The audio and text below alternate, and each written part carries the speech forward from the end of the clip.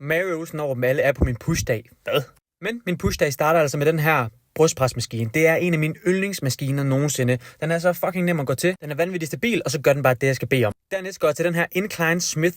Og den bænk, jeg bruger her, den har ikke nogen gradeanvisninger. Og jeg vil gerne køre 45 graders vinkel. Så bruger jeg faktisk bare min app på min iPhone, der kan måle graderne. Det er vanvittigt smart at sikre, at du har samme vinkel hver gang. I de 2 første øvelser, der kører jeg 2 sæt af 5 til 8 gentagelser. Så går jeg videre til sideskulder. Her øger jeg til 3 sæt, fordi det er min eneste sideskulderøvelse, og så kører jeg 8 til 10. Det gør jeg også i den her fly, der kører jeg bare kun 2 sæt, fordi jeg allerede har ramt bryst. Jeg fokuserer på at stå i midten, og der bruger jeg pull-up-barnet til at kigge ind i spejlet for at se, at jeg er i midten af stativet. Og så kommer bavianen, den her helt normale cable crunch, men som du kan se, så har jeg virkelig bare fokus på ikke at flytte hoften, og så bare bøje i rygsøjlen. Det er det, som mange kan komme til at lave en lille fejl med i den her. Simpelthen at komme til at rykke hoften for langt tilbage. Sidste øvelse, det er den her overhead tricep extension. Jeg bruger en bænk bag hoften, sådan at jeg kan holde balancen lidt nemmere og gå nemmere til fail. Her kører jeg altså også 8 til 10 gentagelser. På 45 minutter var jeg ristet.